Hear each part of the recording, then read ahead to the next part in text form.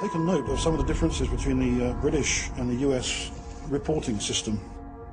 It appears that attitudes on opposite sides of the Atlantic are very different when it comes to the required reporting and recording of this type of event. I would have been shocked if I was told that the CIA in the UK would obstruct an investigation, or if the CIA told me that what I had seen was something entirely different. But it seems that pilots in America are used to this sort of thing here. I returned home from Guernsey to find a DVD sent to me from Salida, Colorado. Listen carefully to the 6-year-old girl who points out a UFO to her dad. Dad, can a spaceship grow bigger like that? Huh? Huh? Uh-huh. It could. I'm not sure what the sounds are, but the object reminds me of what Ray and his passengers described seeing. It moved over that part of the sky there. It probably moved 500, it probably moved 100 miles in a matter of a second or two. These up there now, you know. You see that now? See a big one? See it going? Do you see it? Oh, you can't see it. I can't see it with this.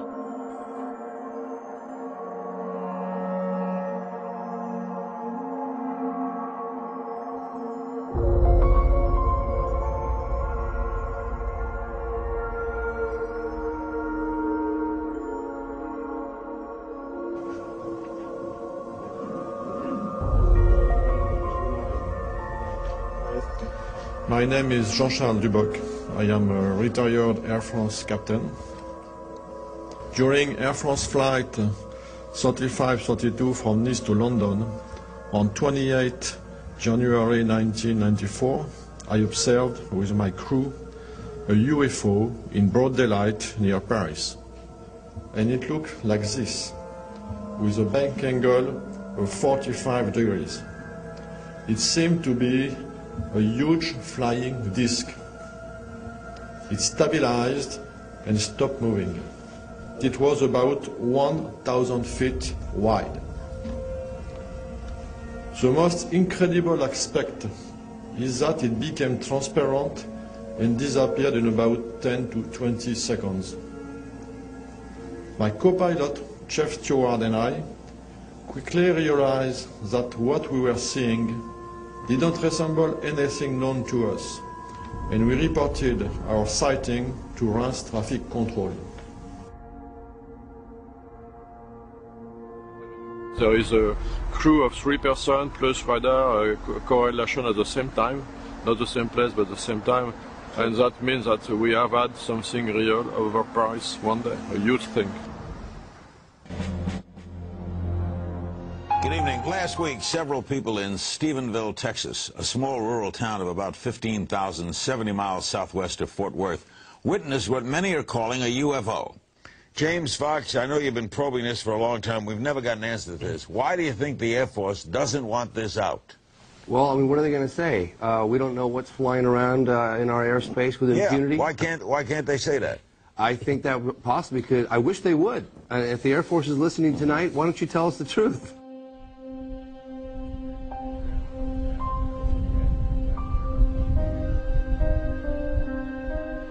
Well, I came in on Tuesday night, a week and a half ago, started down the driveway, and I looked back here to the southwest, just past the windmill. So I'd say maybe 5 miles away, there was a real bright light came on. It was almost as bright as like a welding arc.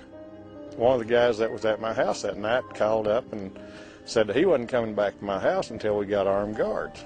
And I said, why is that? And he said, well, there was a UFO flew over your house Tuesday night. I said, I saw it. I was so distracted by what I saw that you could have had a train go in front of me and I wouldn't probably heard it, because I was so focused on these lights. But I do not remember hearing any noise at all whatsoever. How would you describe the acceleration? Probably the speed of light. And I tried keeping up with my binoculars and I couldn't. This case, so far, qualifies for that 5%. The lack of sound, the speed of the object, and apparently the military's interest. There were two jets coming from that direction this way, and I did hear the jets. You know, we're used to seeing military aircraft in our skies here in this area. We're used to seeing, you know, the helicopters and the fighter jets and the C-130s, and I mean, we know what those look like. By the way, so, when it comes to military aircraft, I am a trained observer, so. Whatever that's supposed to mean. Whatever that means, right? Why don't we take another break here? We're visiting with James Fox, filmmaker in town, doing research on the UFOs and interviews. We'll take a break. We're back right after this. Good evening, everyone. Welcome to Dublin. In Dublin, the whole town showed up to discuss this sighting. My name is Steve Hudgens. I'm senior field investigator for MUFON. We're down here to investigate this extraordinary event. It was going so fast and it didn't make any noise that lights seemed to be streaming and breaking around it. Then 10 minutes later it came back by, and that's when it had the two military jets chasing it. I've been a witness to this and give you all the information I can. You don't want to come forward and say anything because they'll say, oh, they're an idiot, because I've thought that before until I saw this. I guarantee you the jet, whoever's flying the jets, they had a visual on it. It was incredible. I listened to many witnesses and then went to the editors of the local paper where this story first broke. Headlines. I mean, these are all headlines. Angela Joyner saw me on CNN the night before and assumed I had all the answers. Major Carl Lewis at Carswell, I've talked to him a lot, and he said something of this size would leave a sonic footprint much like what we know as a tornado path. It would just demolish things on the ground. Why don't we see that? I have no idea. That's a good answer. Angela and local radio station Mandatory FM introduced me to Ricky Sorrells. We had a drink at the local bar where he agreed to meet with me the following day. All these aircraft in the area, they wouldn't normally be flying. They told me that Ricky had seen a lot more than lights in the sky. Hey, we can hold that door, kiddo. I used to think that people that saw this and came on camera and said this kind of stuff, I thought, man, these guys need some help, you know? But it happened to me, and I can't change that. I had a hard time dealing with it, but... She looked out all the way in that direction, you didn't see the edge. Looking up, Ricky said he could not see the edge of the craft in any direction. You couldn't see the edge of it? Couldn't see the edge of it. But I do know this, it's bigger. You could have landed an airplane on that, I believe. God, it's an incredible story. Nothing, no sound, no when it was hovering, nothing when it moved from left to right, and nothing when it took off. And holding his rifle and sometimes actually looking through his scope, Ricky stood under the craft for about 3 minutes. I don't know if you've ever been in that situation, but no, I certainly haven't. I've been in it only very few times in my life, but I had to slow my mind down to actually think about what to do with it, the information that I was receiving for the first time. And that's what I did. I studied it. You know, I seen no nuts, bolts, rivets, seams, no welds, none of this. It looked like a piece of sheet metal. You know, it wasn't shiny. It was a dull, I don't know what you call it, matte finish maybe. And this is what I had a hard time with, was if something was to leave, in my mind, it should pivot up and go, like an airplane would. This did not do that. This stayed completely flat, and it went at a 45-degree angle away. And it took off at such a high rate of speed that no way I can describe it as if I would have blinked. I would have thought it just disappeared. On January 21st, 2008, Robert Powell and Glenn Schultz received radar data from the FAA. This image was created directly from that data. Each black dot, and there were over 140, represent radar confirmation of an unknown object whose flight path is seen heading towards Crawford Ranch. I just want to know what it is. You know, why was it here? What was it? Is it ours? You know, that kind of thing. Although the military initially denied being in the area, the official explanation from the Air Force is now a flight of F-16s. After each witness I meet, I find it increasingly difficult to accept the military's response. I've actually stepped back and tried to view the big picture. I would like to find out what it is. And if people believe me, okay. If they don't, that's okay too. T-minus 15 seconds and counting. 9. Mercury astronaut Gordon Cooper was the last American astronaut to go up in space alone. He orbited the planet 22 times. While stationed at Edwards Air Force Base in the early 1950s, Cooper was part of an event that has never been explained. I was having some cameramen film the installation of a precision landing facility we were putting in right on the edge of the dry lake. And this saucer flew right over them and put down 3 little gear and landed out on the dry lake bed. And they went out, picked up their cameras and moved on out toward him filming. And he lifted off, put the gear back in the well, and climbed out at a very high rate of speed and disappeared. By the time they got back with the developed film, I was on the higher and higher and higher level officer talking to me. Finally with the colonel telling me to, when the film arrived at my desk, to put it in the carrier pouch. There would be a courier there at my office by that time already, and they'd arranged for him to fly in our base airplane back to Washington with these films, and do not run prints, etc., etc., etc. Did you watch the film? We didn't have a chance to run it. I had a chance to hold it up to the window and look at it. It was certainly good film. Did you ever keep in touch with anybody about it or discuss it? How would I keep in touch with anybody about it? There's no way within the military or within the government of keeping track of something that is classified unless you're directly involved in it, and I was not. This meeting was a turning point for my father. Gordon Cooper was an icon of his generation, and my father was amazed by his story.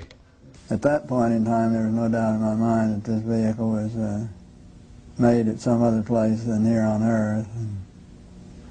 It was extraordinary. Yeah, well, Buck Rogers and Flash Gordon coming true. After the film was sent to Washington, it was never seen or heard of again.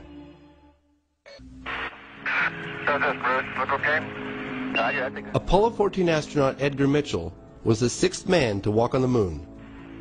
He has met with people in military and government positions from several countries who have privately shared with him information about UFOs. Seem to be well-documented events that represent flying craft that do not match anything we have in an earthbound arsenal. I felt that Dr. Mitchell would know the reasons for secrecy. Why are we stonewalled? I can't answer that question. I think it's long past time to open this up to the public. But the best answer is probably because they don't know what to do about it anyhow. My father and I caught up with President Carter at a book signing in San Francisco. What happened to the UFO issue? What happened to The UFO issue. I don't really know what happened to it. I saw one, but I don't know what. It just disappeared. Okay. Did you ask when you were president? What is it? Yes, but there's a lot of different answers, and nobody knows has proof of things.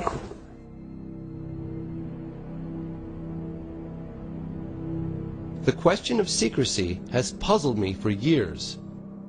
I asked the panelists in D.C. to offer possible explanations. Some of the questions that Man on Street have, and whoever wants to address this can, is why, in your opinion, would any government hide this from the people or not disclose this type of information of what's going on?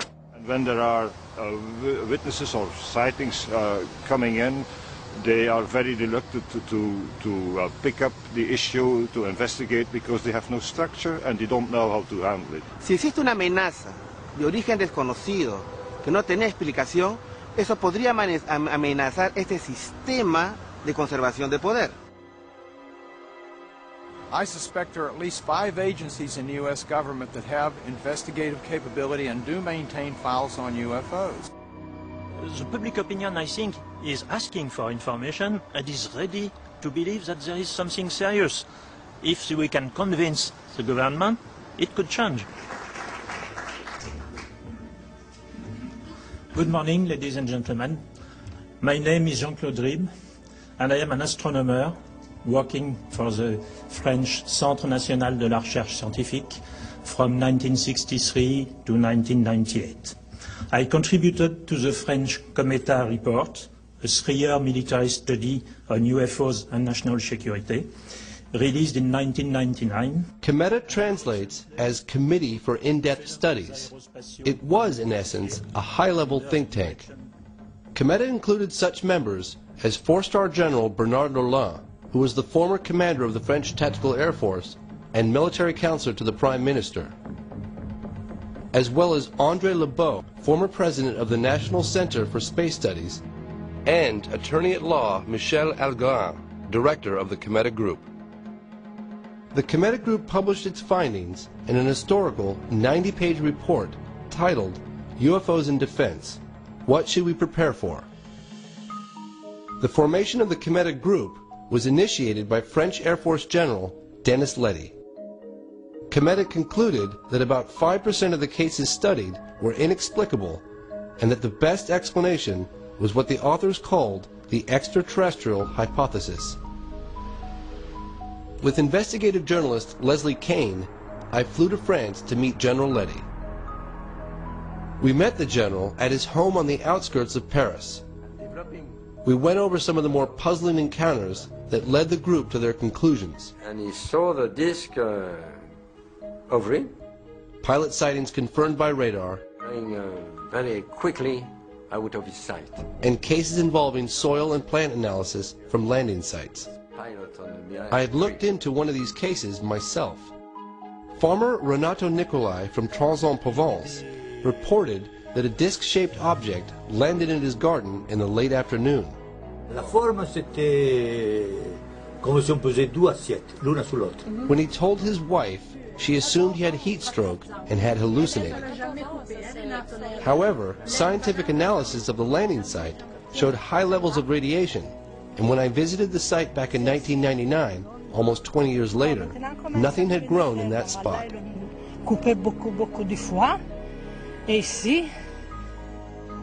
The town of Trans-en-Provence labeled the farmer a flying saucer fanatic. Je peux pas dire que c'était une soucoupe volante, que c'était... J'ai vu quelque chose, il s'est posé, il est reparti. What we're looking at? I mean, what is this photograph? General Letty also shared with us some impressive photographic cases. One of these was featured on the cover of the Cometa report. So it's mapping? Is it mapping the ground? Mapping the ground and developing... A mapping plane from the government of Costa Rica was flying at 10,000 feet. It had a high-resolution camera running automatically under the fuselage, taking a picture every 17 seconds. On one of the frames, this object was captured.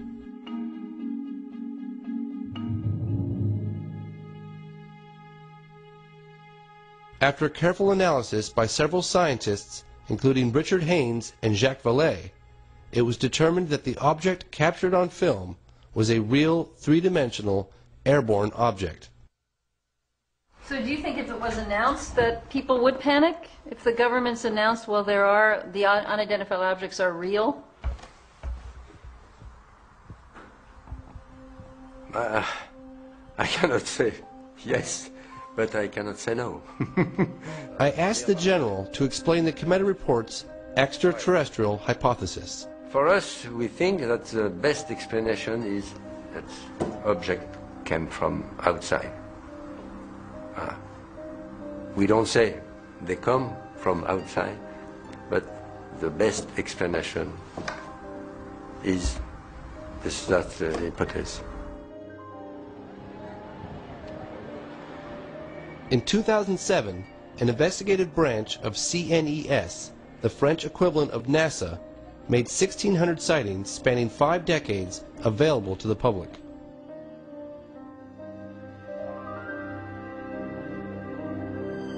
I asked CNES for an interview. I wanted to know who allowed the release of these files and why.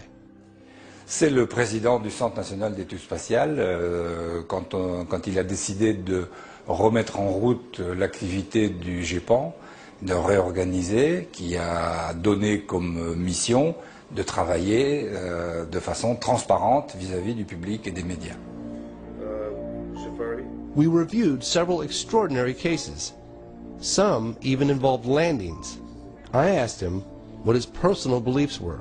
Je crois que probablement nous découvrirons dans le futur que peut-être il y a de tout et que certains cas sont peut-être des visites extraterrestres, mais d'autres cas seront probablement des observations naturelles qu'on n'arrive pas encore à expliquer aujourd'hui. Et ça, c'est grand comme histoire. C'est grande histoire, oui. C'est un grand projet. Ouais. Big job. Huge job.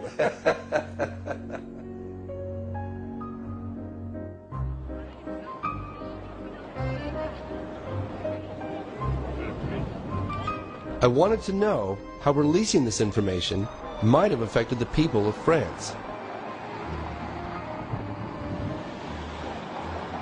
We took to the streets. J'ai vu un ovni, vous croyez tout de suite qu'il est fou? Non, je pense qu'il doit y avoir des hallucinations ou certaines qui permettent de penser qu'on a vu un ovni alors qu'il n'y en avait pas.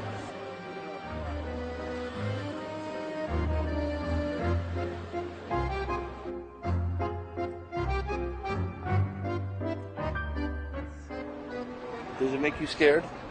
Yeah. I'm scared too that they're going to come and they're going to be hostile and they're going to try and they're going to hurt us or do something to the world.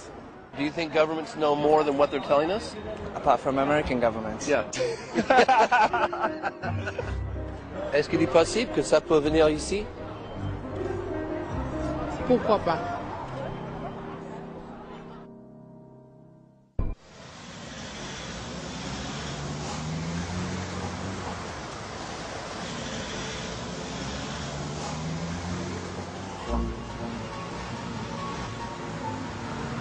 So what do you think that the British government, the MOD, is preparing for any type of disclosure? Or do you think it's just how's it going to happen? Or is it going to happen? It's not going to be, as I say, disclosure with a big D. Right. It's going to be disclosure with a small d. In other words, we will be releasing the files, but in May 2008, the British government began the process of releasing its entire archive of UFO files. From 1991 through to 1994, I was the desk officer responsible for these investigations. And these cases included incidents where reliable witnesses, such as police officers and pilots, reported structured craft performing speeds and manoeuvres significantly in excess of anything that they'd seen military jet aircraft perform. In July of 2009, the Ministry of Defense released this document. It's a briefing regarding the mass sighting over England in 1993. In summary, it states, there would seem to be some evidence on this occasion that an unidentified object or objects of unknown origin was operating over the UK. To the sceptics who say there's no evidence, I would say this. The Ministry of Defence in the United Kingdom has received 10,000 UFO reports since 1950. Not just lights in the sky, but structured craft, sometimes tracked on radar. But don't take my word for it. All this can be viewed at the National Archives on the Ministry of Defence website. So the evidence is right out there. The phenomenon has not changed a great deal. It has not changed materially since 1947. And I'm quite sure that neither we nor the Russians had anything like the capabilities demonstrated by the UFOs in 47. I don't think we have now. Thousands of witnesses now, credible witnesses, which can confirm that indeed this so activities which cannot be related to terrestrial activities. They're not aerodynamic. There's something else. And the suspicion is that they're anti-gravity or some kind of electromagnetic gravitic drive to them, which would explain a lot of things that goes on, including the electromagnetic effects on vehicles and so forth. Furthermore, it is not customary for countries to test their secret weapons or secret devices in 133 different countries all over the place. And also, from a moral standpoint, I doubt very much that we would have sent astronauts to the moon using antiquated chemical fuels if we had a way of doing it much more efficiently. If we have, then it's criminal that's being kept strictly in military hands, because this would solve all of our energy problems in the world.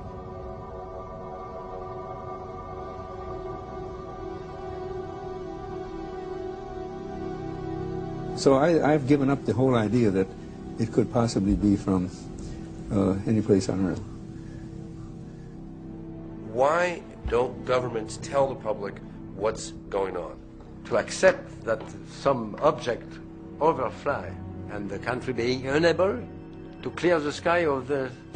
You cannot admit it. Do you think it's possible that it was from another world? My Air Force training says I can't think that way, okay? A story this big, there's no way it could be kept secret from the public. What do you say to someone like that that says that? Well, somebody's kept it pretty secret for quite a while, haven't they? Our country needs to reopen its official investigation that it shut down in 1969. The United States government can no longer shun an international dialogue about this phenomenon, and we invite the government to work in cooperation with countries as represented on both sides of me here today. This position is supported by President Clinton's former Chief of Staff, John Podesta. Podesta, also an advisor to President Obama, spoke at a 2002 press conference organized by the Coalition for Freedom of Information. I think it's time to open the books on questions that have remained in the dark, on the question of government investigations of UFOs. It's time to find out what the truth really is that's out there. We ought to do it really because it's right. We ought to do it because the American people, quite frankly, can handle the truth. And we ought to do it because it's the law. Bring up these witnesses from the Air Force and the National Aeronautics and Space Agency. Have them interrogated by members of the House or Senate committee. Let them put their records on the line. And let the people who have allegedly seen unidentified flying objects come and testify. There was one last thing I asked Jacques Patinet, the man who helped release France's UFO files, what advice he would give to the American government.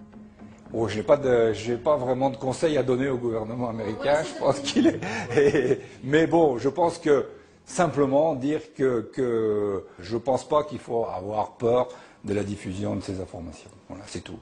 Mais je ne veux pas me permettre de donner de conseils au gouvernement américain, certainement pas. Un avión procedía a perseguirlo y nos hemos ido alejándonos y en ascenso de la base. I've met with UFO witnesses from around the world, military officers, politicians, and everyday people like you and me. And he says, this target over here... They come forward with nothing to gain and everything to lose because they want answers. All the way across this valley. Not the same old explanations of swamp gas, military flares, weather balloons, or misidentified aircraft, but the truth. There's no reason for me not to say what I saw. I had nothing to hide. I have nothing to gain. You know? Maybe somebody involved with the U.S. government knows the origin of these craft, but I don't. All of a sudden, 10 degrees to my right. If they're ours, then somebody has been hiding revolutionary technology for over 50 years. I've never seen anything go so fast in my life as that thing went. Yeah. If any of them are not man-made, then we're not alone.